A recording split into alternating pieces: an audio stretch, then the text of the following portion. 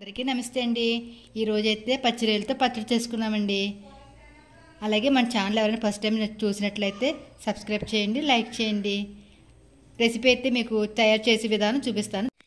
Oil అయితే నూనె ఈ గ్లాస్తో వేసుకోవాలండి. పప్పు నూనె అయితే బాగుంటుంది పచ్చడికి.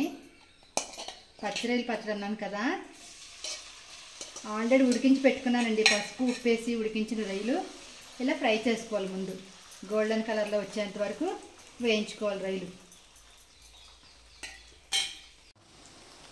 అల్లం వెల్లుల్లి పేస్టు 50 గ్రాములు.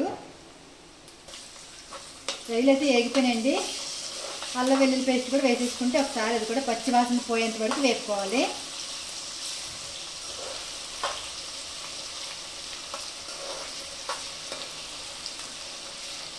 చూడండి ఫ్రెండ్స్, అయిపోయింది. ఆపేస్తున్నాను.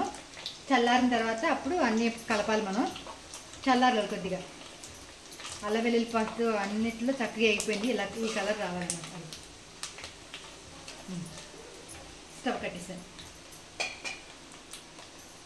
చల్లారిపోయిందండి. ఇదిగో 1 టీ స్పూన్ సాల్ట్ అయితే వేస్తున్నాను. చాలా పోతే తర్వాత వేసుకోవచ్చండి. ముందే ఎక్కువ వేసామనుకో మళ్ళీ ఎక్కువైపోద్ది మనకి. అందుకని 1 స్పూన్ వేస్తున్నాను నేను.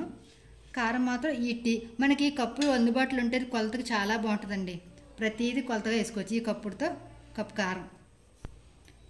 స్పూన్లతో అయితే 3 స్పూన్లు వస్తుంది అనమాట. ఇదిగోండి. అలాగే మసాలా పౌడర్ కూడా 1 కప్పుడు.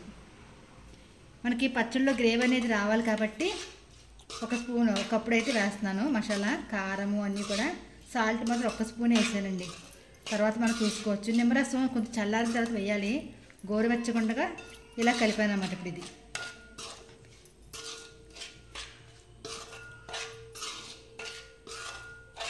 రెండు నిమ్మకాయలు కూడా రసం వేసానండి ఇందులోని. ఇదిగో సర్వింగ్ బౌల్లో తీసుకున్న పచ్చడి అయితే రెడీ అయిపోయింది. చూడండి. ఇదిగోండి సామాన్లు అయితే చూపిస్తున్నాను చూడండి. పెద్ద టీ స్పూన్తో ధనియాలండి, ఈ 2 స్పూన్తో. అలాగే చిన్న టీ స్పూన్తో జీలకర్ర, చెక్క, లవం మొగ్గలు, ఇలాచి, 1 స్పూన్ సాల్ట్ అంతే.